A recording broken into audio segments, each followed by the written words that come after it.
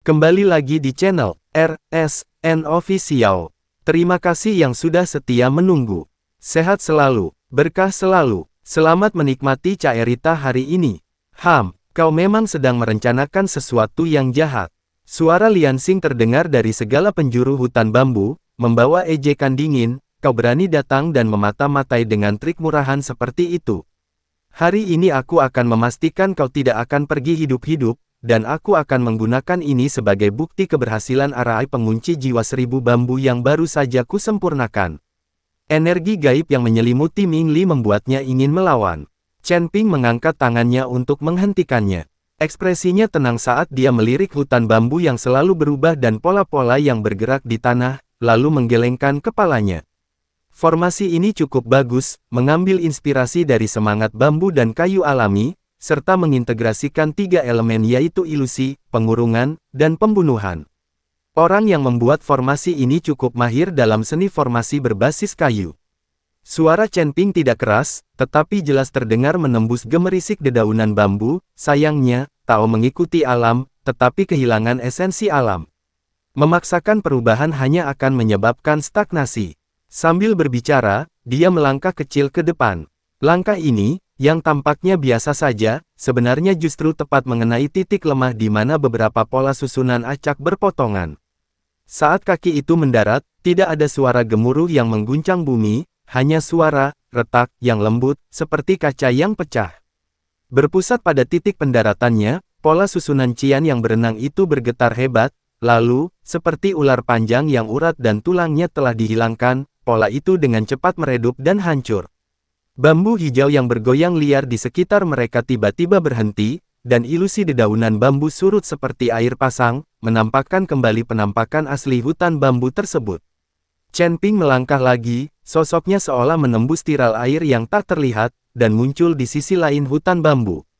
Liansing berdiri di samping sebatang bambu ungu yang tebal, tangannya membentuk segel sihir, wajahnya masih menunjukkan kekaguman dan ketidakpercayaan.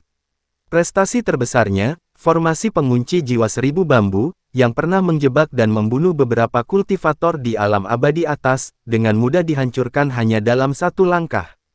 Dia bahkan tidak melihat bagaimana orang lain melakukannya. Saat dia terkejut, sosok Chen Ping muncul seperti hantu, 3 kaki di depannya.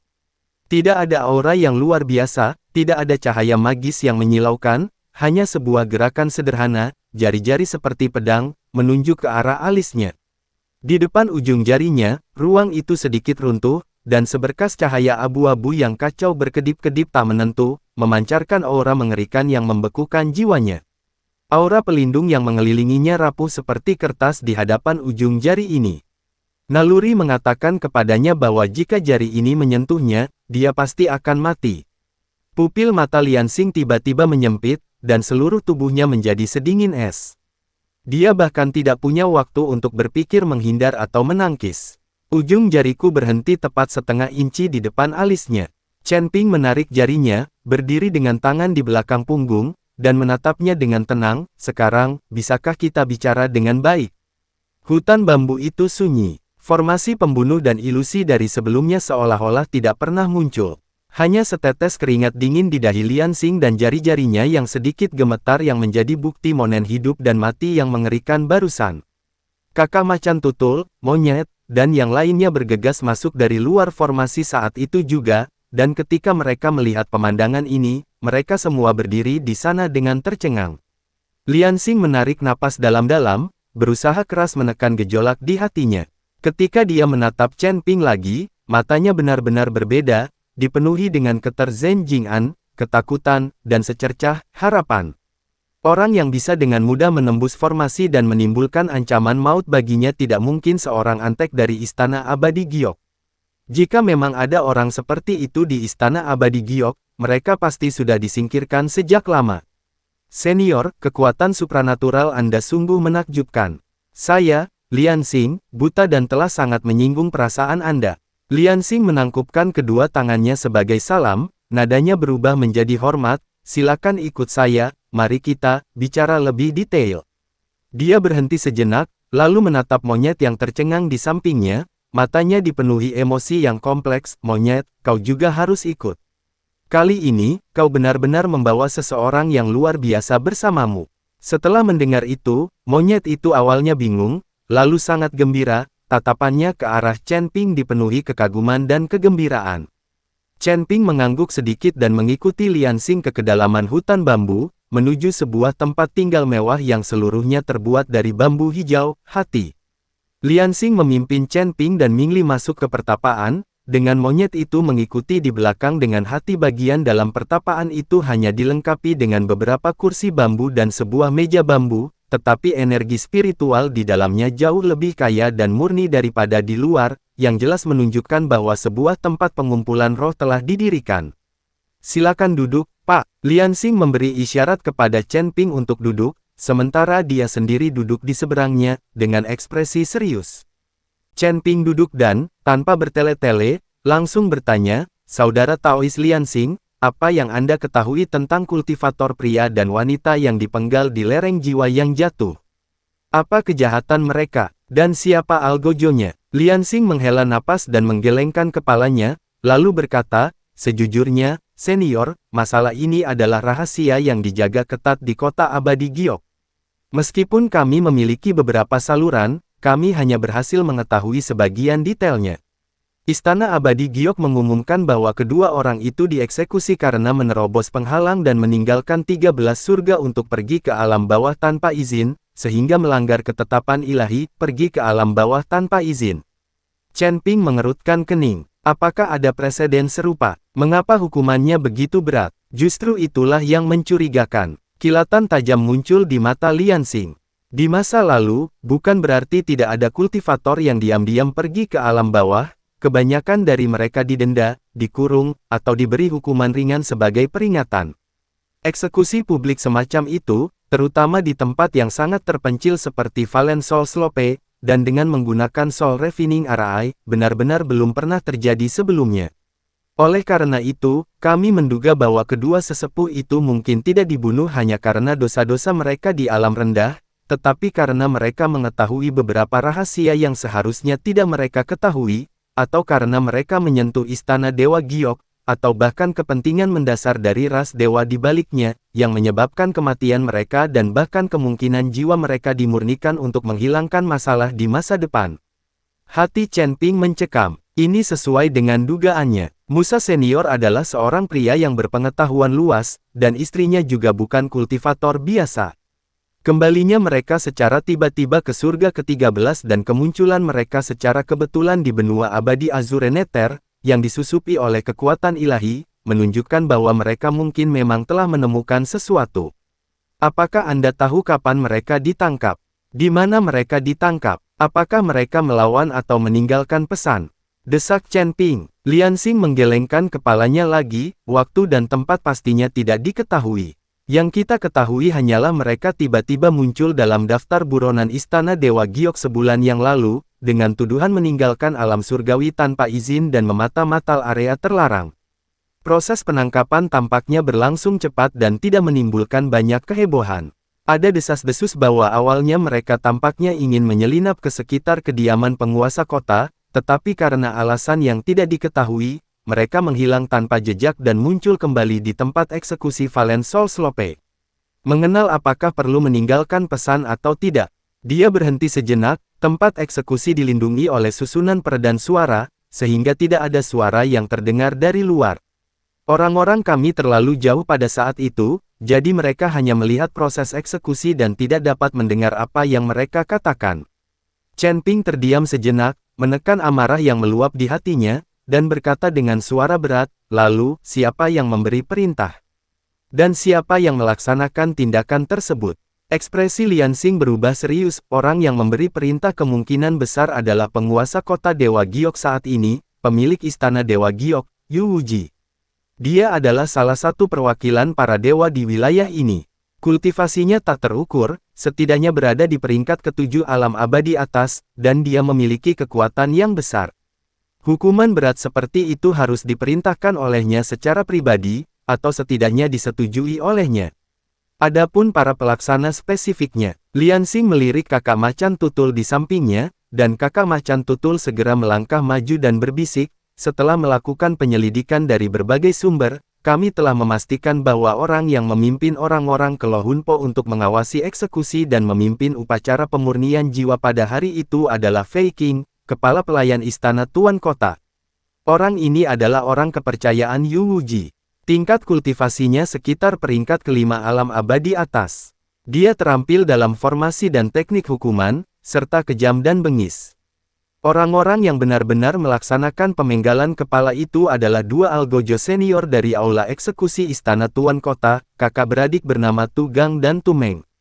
Keduanya adalah kultivator tubuh tingkat keempat alarm abadi atas, yang ahli dalam eksekusi, dan metode mereka sangat kejam. Tu Gang, Tu Meng. Chen Ping perlahan mengucapkan kedua nama itu, matanya dingin dan tanpa kehangatan sedikit pun, di mana mereka sekarang. Liansing merasakan niat membunuh yang hampir nyata terpancar dari Chen Ping dan merasakan hawa dingin menjalar di punggungnya. Namun, dia tetap menjawab, kedua orang ini biasanya tinggal di barak Algojo di sisi barat rumah besar penguasa kota, bergantian bertugas.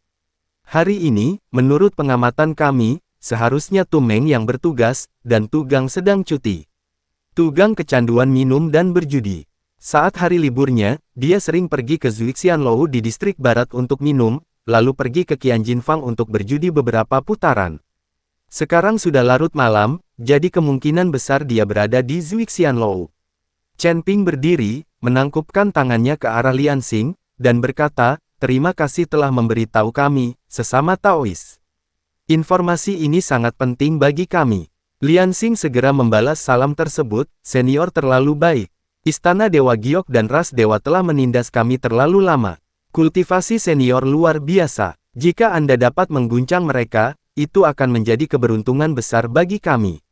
Namun, meskipun Tu Gang adalah seorang algojo, dia tetaplah anggota dari Istana Abadi Giok.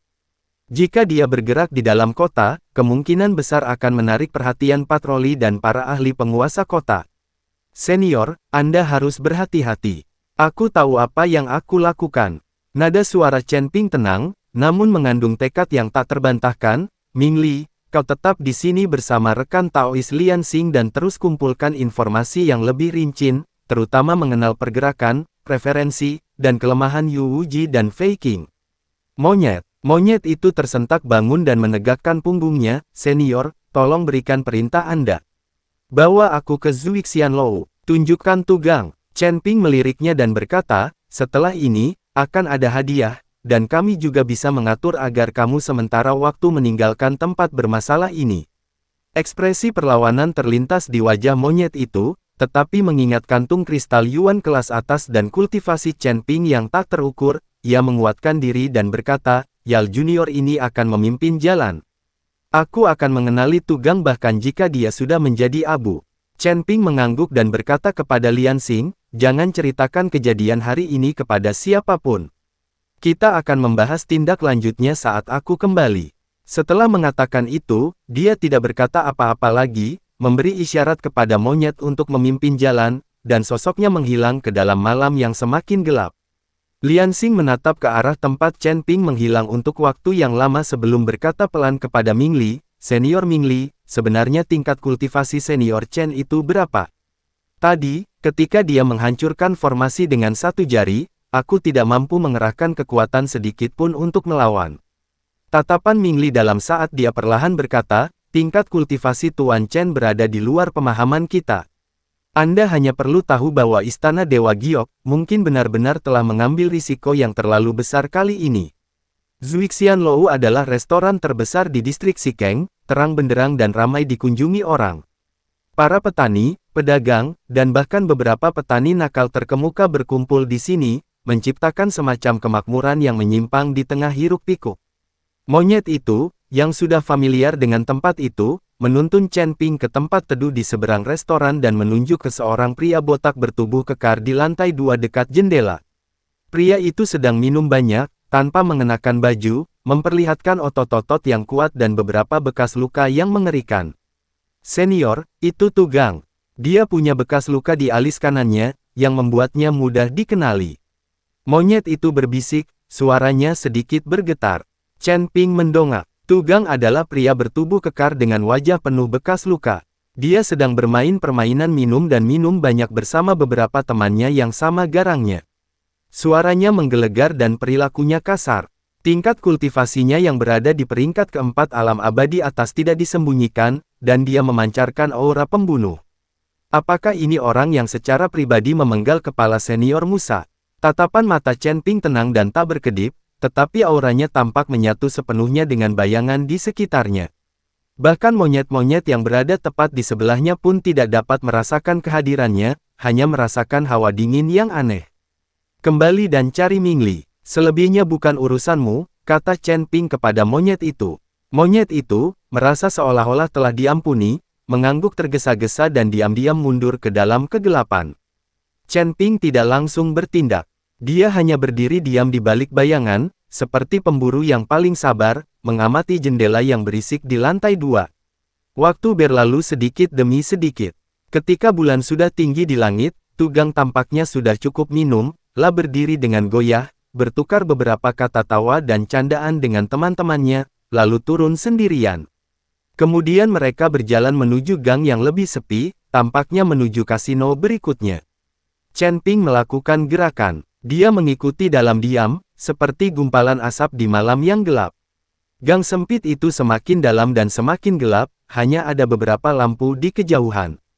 Tugang menyenandungkan melodi vulgar, sama sekali tidak menyadari kematian yang akan datang.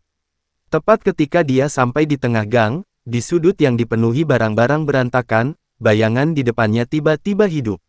Tanpa peringatan apapun, sebuah tangan ramping tampak muncul dari kehampaan dan mencekiknya.